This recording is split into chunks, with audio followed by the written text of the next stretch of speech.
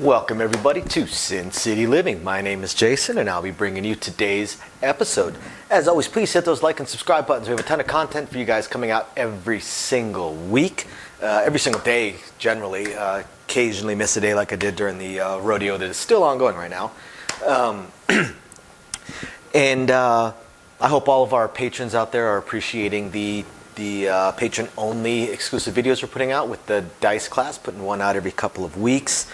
And if you're curious about that, go ahead and check the description down below. Once I get this whole live stream thing figured out, I'm probably going to do a live stream on the patron site as well. One on the regular site, one on the patron site. I do have the new computer for it. Theoretically, I have everything ready. I'm just so busy currently with this rodeo.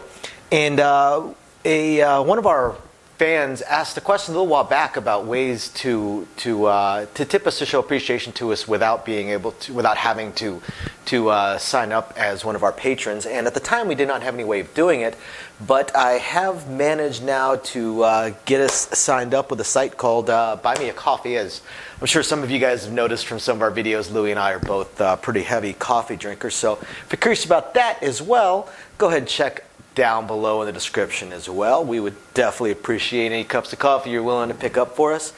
And don't forget to email us with any strategies, questions, suggestions, anything at all. We love shooting those videos for you guys. I actually haven't gotten a new email in about 2 weeks.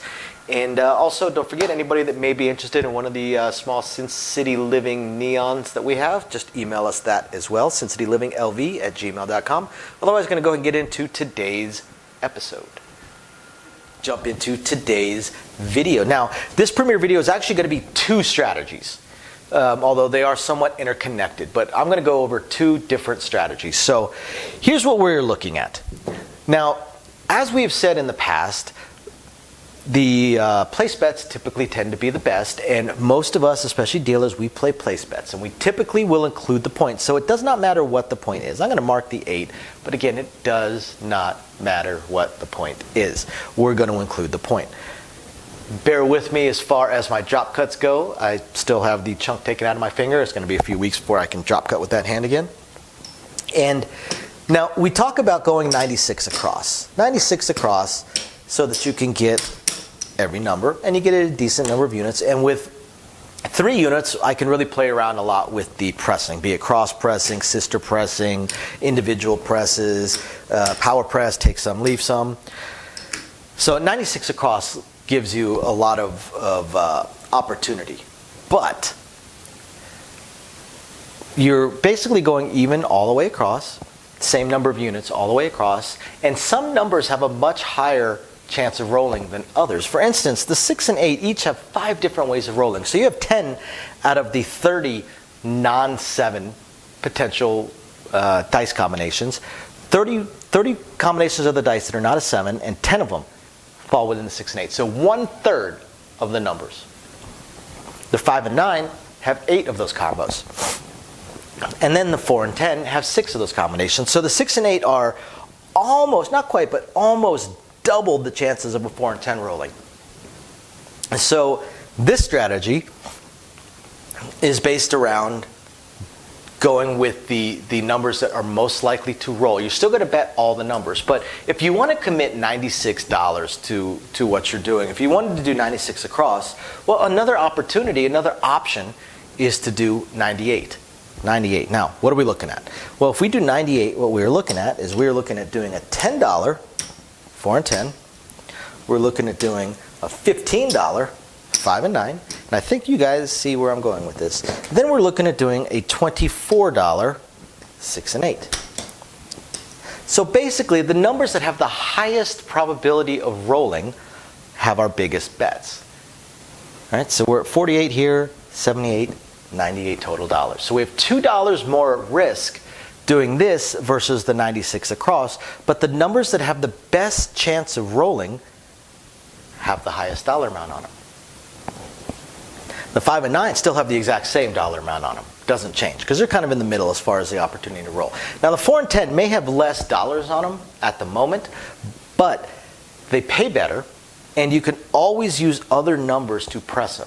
But the thing about this pyramid strategy is that you want to bring your bets up. They get higher and higher as you go up to the higher likelihood of numbers rolling. So if you want to still do the same dollar amount that you were doing before, why not do it this way? Because now you have so much more to work with. Even if you just wanted to do small presses, let's say a 6 rolls, okay? And we just want to press it up 1 unit. So we press it up to 30, and we are collecting $22. $22. If the 6 were to roll again, we're probably going to do a partial press, the mid-press method, and we go up to $42, so we're going to collect a green. So we're collecting larger amounts of money already. If under the 96 across, if you were to same bet 2 times, you would have $42. This way you've got $45 and you've got a bigger bet. You've got a much bigger bet. So you're collecting more while also raising your bets up higher. Now from here, what would I likely do? I would likely go up to 60. So there we collect another 36. 3 hits on a 6 and we have $76 in front of us. 3 hits on an 8, we'd have the same. Now with the others, now that's assuming that 3 6s rolled back to back to back. Chances are other numbers have rolled, and we are probably looking at a little bit of profit from those as well. Let's say a 5 or 9 rolls. Now these pay $21. A couple different ways you can take this. You could just press the 9 and the 9 by itself up to a green and collect $11. Nothing wrong with that. You could just press it 1 unit and collect $16. Also nothing wrong with that. If you're really bold, you could press the 5 and the 9 up to a quarter, collect $1. That's pretty bold. When it comes to this particular strategy, when it comes to this pyramid, I personally like to individually press the 6 and 8, and the reason for that is because they are so likely to roll. And then I like to cross press the 5 and 9. Now, if we want to stay conservative, then we just collect $11 and we take these up to 20 each. Now, if either one of these roll, we will take our $28, we'll collect 18 of it, and we'll press up to a green each. Same thing with the 4 and 10, because the 4 and 10 you have so much more to work with. They pay you $18 if it's not a buy. Some places it would be a buy. So you're going to collect $8. It doesn't seem like a whole lot, but again, it doesn't roll all that often. So if you hit one of these streaks where you get a lot of 4 and 10s, great, you can press them up. If not, you're really really focusing on the numbers that have the most likelihood of rolling. Now, should this hit again, there's a couple things you could do. You could take them both up to a quarter, or you could take them both up to 20 each, or you could just take one of them up to a quarter. Either way, you're going to still collect some money, and you're increasing these bets. Now, what about with the 6 and 8? What if you didn't want to individually press? What if you wanted to sister press the 6 and 8 just like you're doing with the 5 and 9 and the 4 and 10?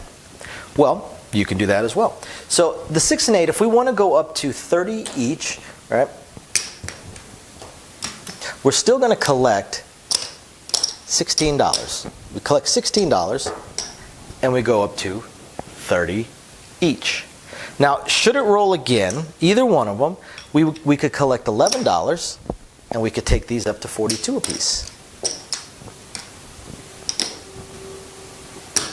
Pesky left hand of mine.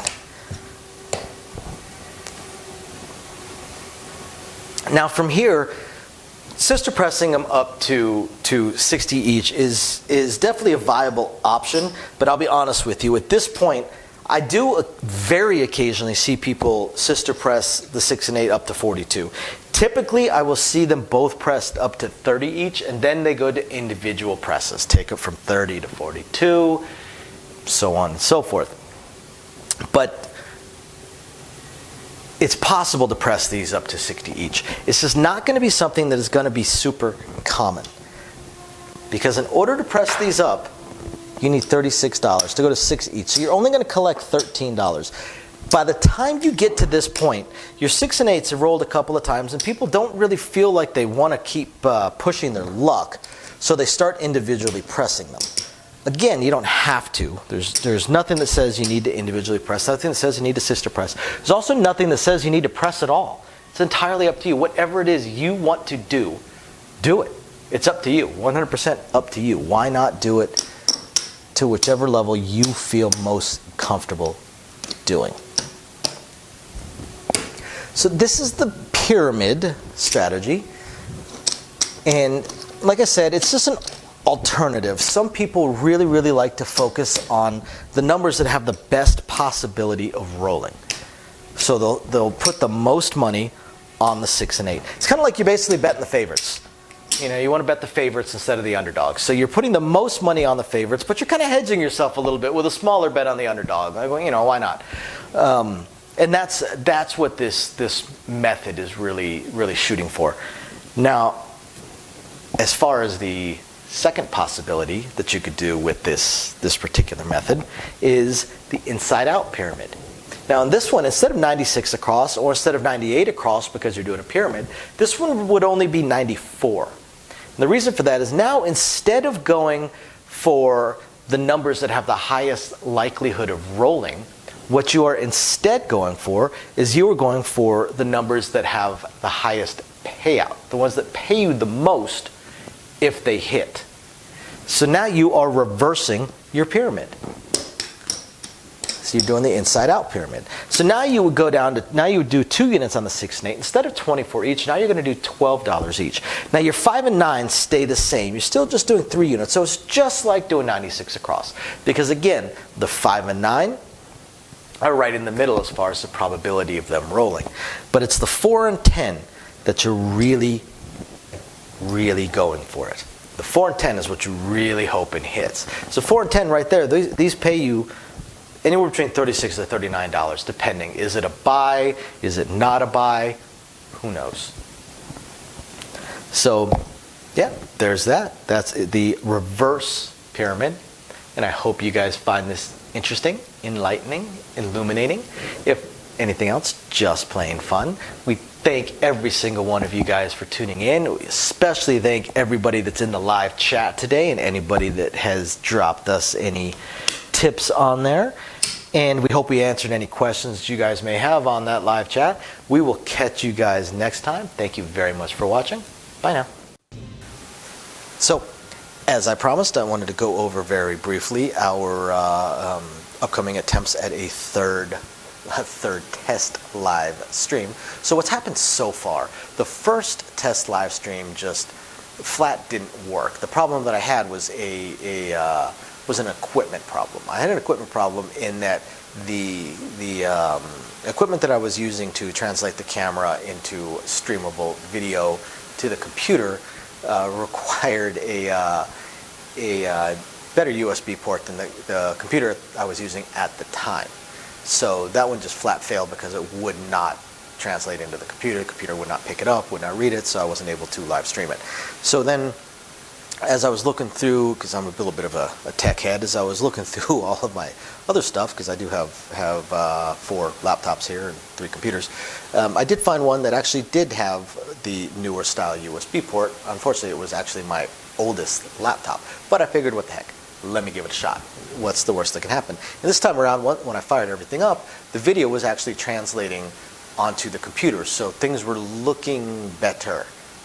But then when I attempted to live stream, the computer was not powerful enough to be able to translate it and then upload it sufficiently. So it basically just uploaded a blank screen for the live stream. So what I am going to have to do is, and I'm already looking into all of my options, I'm going to upgrade my computer so I can add, what, a 7th, 8th computer to my household. And I'm going to go much, much higher, and I'm going to get a computer that is far more than I need for this, far more powerful than I need for this. That way, any future upgrades that I may do, the computer will be able to handle it. So unfortunately, this computer is going to cost me about 25% more, about 25% of what I've already laid out in all the equipment for this channel. So it wasn't something I could just instantly buy. I'm probably looking at Black Friday or Cyber Monday.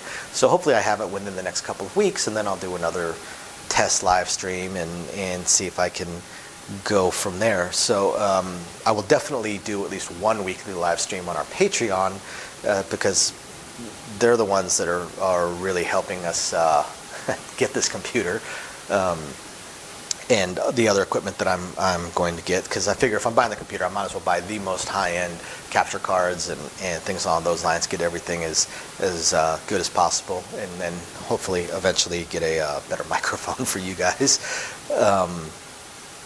So yeah, that's where we stand on the live stream. As soon as I have the computer and I do the test, which will be in a few weeks, like I said, I've got to order it in a week or two, then I have to wait for it to ship. Plus we have probably the biggest event of the year coming up, the NFR National Finals Rodeo.